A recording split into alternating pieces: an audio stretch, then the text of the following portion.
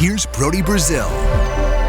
You know, we're all trying to figure out what Mike Grier is going to be like as a general manager. He's never done this before, but now he's taken the job with the San Jose Sharks, and I think it's a pretty safe description to say that it's been a quick start for the former Shark as GM. Obviously, he's got a lot on his plate. He wants to take care of as many things as possible, as soon as possible. He wants to make his mark, have an impact, and help turn this franchise in the right direction. And again, a quick start because you kind of just take a look at the first week on the job. Now, technically, the Sharks had dismissed head coach Bob Boughner and his entire coaching staff before officially hiring Mike Grier, but in retrospect and in reverse, it's pretty clear and plain to see that Grier had made the choice. He wanted a new look, a fresh start behind the bench and with the coaching staff, so they made that move to set up the hiring of the new GM. But in the time since then, several other things have presented themselves. Like, for example, the Sharks did not issue Jonathan Dahlen a qualifying offer. Now, this is a player with lineage to the organization. His dad, Ulf, was a legendary and lovable Shark. And Jonathan had a great rookie season at the start. The second half of last year didn't exactly play out in the same fashion, but there were some injury setbacks.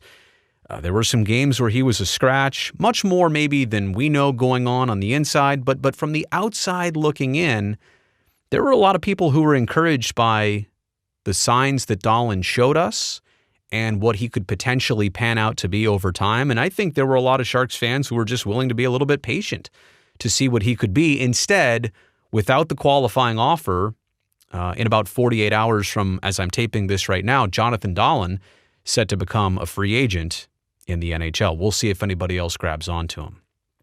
Also Grier was asked about Brent Burns and the future and the contract, as well as many other players. We'll focus here on Burns, but it would have been easy for Grier to dismiss a trade or a maneuver or anything like that. Instead, he didn't do it.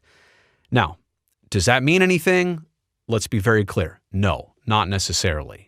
I don't want to cause speculation either. I don't want to contribute to rumors or things that are false or not even close to real anyway. But I'm just saying he's kind of playing the everything's up in the air card.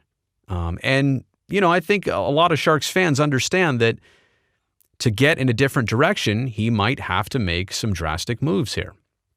Let's talk about other things like the draft day trade. His first draft as a GM, the Sharks are set with the 11th pick. And then last second, he transforms that pick in a trade with Arizona for 3 more picks. So actually 2 more picks, but a 27th, a 34th, and a 45th overall pick from the Desert Dogs.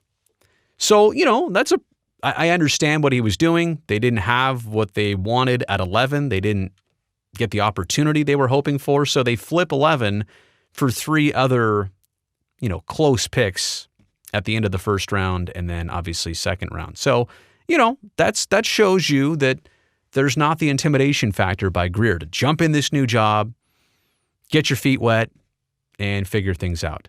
How about the trade with Minnesota for Luke Kunin and sending John Leonard and a 3rd-round pick for in 2023 to the Minnesota Wild? And all of that, but how about hiring a new hockey operations advisor?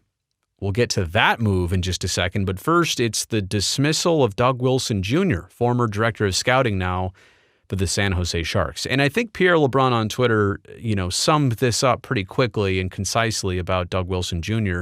Had a year left on his deal with the Sharks, but both sides felt it made sense to move on, given the connection to his dad, Doug, and to give the new Sharks GM Mike Grier a fresh start. Wilson Jr. already is talking to other front offices looking for the next opportunity.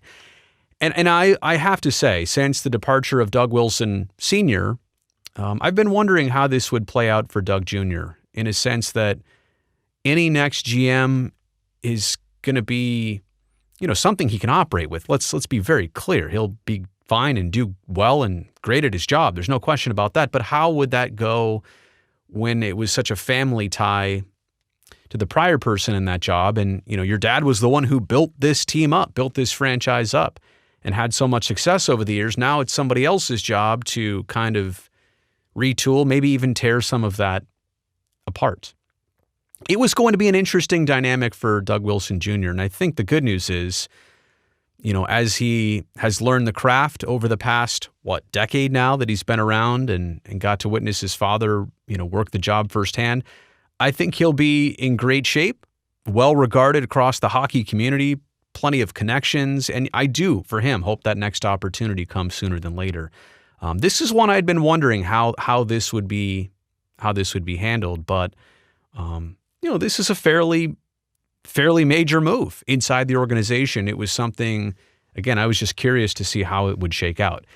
And that brings us from one Doug to another. Doug Waite has been hired as hockey operations advisor. The quick background on the playing career, which I'm sure you're mostly familiar with, 1,200 plus games, 1,000 plus points in that span. He played for 6 teams from the early 90s until 2010. The 2010-11 season is when he retired from the Islanders and the NHL. But then he almost immediately went from being a player for the Islanders to a member of their front office. Then in 2014, he was promoted essentially to being assistant general manager. And then actually 2017, the end of that season, 16-17, he was promoted to be the interim head coach of the Islanders. And then he actually served in that role from then to the 17-18 season. And I think it was Barry Trotz who took over for Doug Waite right after that. But obviously he's got experience well beyond being a player. Obviously all of it also just in the Islanders organization. But, at some point you can understand when Grier and Waite cross paths and, they're linking up here for this opportunity in San Jose. So we'll see what he brings. A connection to Grier, maybe a fresh perspective for San Jose, and just kind of going back to Mike Grier. I mean, I think this is the theme here. We're all trying to get the early read. What are you going to do here? How drastic of moves are you going to make? How soon are you going to do things? How surprised should we be at the next move? I just think, the early indications, when I say a quick start, it's that there's not any initial hesitation. He's not slowly wading into this job. He's on the diving board and he's jumping right in. And I will say this too, this was probably largely part of the interview process. The Sharks came to him and said, we want and need change. And they don't want him to hesitate. They don't want him to take a ton of time. Don't rush and make maneuvers that don't make sense because they were rushed and you were just trying to do something. That's not the way it should be. But also, be a little bit more aggressive here and let's expedite this process. So there you have it, a relatively quick start, I think, for Mike Grier. And that's probably not a bad thing for the San Jose Sharks.